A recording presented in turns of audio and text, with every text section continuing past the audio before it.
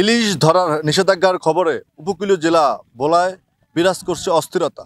দর্শক, কালের কণ্ঠ স্বাগত জানাচ্ছি। আমি পরান হাসান এই মুহূর্তে রয়েছি উপকূলীয় জেলা ভোলার মেঘনার তীরবর্তী একটি মাছঘাটে। দর্শক, আমরা আপনাদেরকে একটু জানিয়ে রাখি যে ইলিশের প্রধান এই প্রজনন মৌসুমে ইলিশ হিসেবে মা ইলিশ রক্ষায় আজ শুক্রবার মধ্যরাত থেকে ভোলার মেঘনা ও তেঁতুলিয়া নদীতে শুরু হচ্ছে 22 দিনের জন্য সব ধরনের মাছ ধরার উপর নিষেধাজ্ঞা। এমতো অবস্থায় সারা দেশের মতো ভোলার মেঘনা ও তেঁতুলিয়া নদীতে সাগর মোহনায় ইলিশ সহ সব প্রজাতির মাছ আরোহণ, পরিবহন, মজুত, বাজারজাতকরণ, ক্রয় বিক্রয়, বিনিময় সম্পূর্ণ নিষিদ্ধ এবং দণ্ডনীয় অপরাধ। নিষেধাজ্ঞাকালীন সময় বিজিএফ কর্মসূচির আওতায় ভোলার 1,43,438 জন জেলেকে 25 কেজি করে মোট 3,585 মেট্রিক টন চাল বরাদ্দ দেওয়া হয়েছে। অন্যদিকে মাছ ধরা থেকে জেলেদের বিরত রাখতে কয়েকদিন ধরে জেলার 7 উপজেলায় টাস্কফোর্স কমিটির সভা, মৎস্যজীবী জেলেদের নিয়ে সচেতনতা সভা ও প্রচারণা করেছে মৎস্য বিভাগ। এদিকে যে 22 দিনের নিষেধাজ্ঞা যে দেওয়া হয়েছে, এতে কর্মহীন হয়ে পড়বে জেলার প্রায় 2 লক্ষাধিক জেলে। কাঙ্ক্ষিত যে উৎপাদনের যে ইলিশ আশা করা হয়েছে তাতে একটি ধাক্কা তৈরি হবে বলে মনে করছেন যে সংশ্লিষ্টরা। অন্যদিকে বাজারে দাম বাড়ার কারণে রূপালী ইলিশ এবার আসলে যারা সাধারণ ক্রেতা রয়েছেন তাদের কাছে দুর্লভ হয়ে উঠেছে।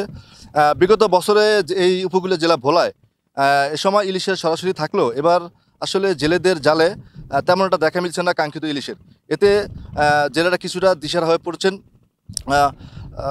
তারা আমাদেরকে জানান যে এদিকে ইলিশ শিকারে যে 22 দিন নিষেধাজ্ঞা দেওয়া হয়েছে, এতে একমাত্র স্মার্ট সিটি বসুন্ধরা আধুনিকতায় এক ধাপ এগিয়ে।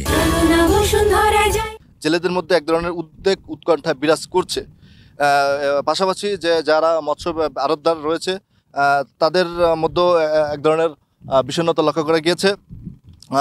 আমরা জানতে পেরেছি সংশ্লিষ্ট সূত্রে যে গত বছরের যে 12 অক্টোবর নিষেধাজ্ঞার সময় শুরু হলো, এবার আসলে তা একটু এগিয়ে এনে 3 অক্টোবর করা হয়েছে এবং এই 3 অক্টোবর মধ্যরাত 12টা 1 মিনিট থেকে ইলিশ নির্ধারণ ও সংরক্ষণ যে নিষেধাজ্ঞা দিয়েছে সরকার।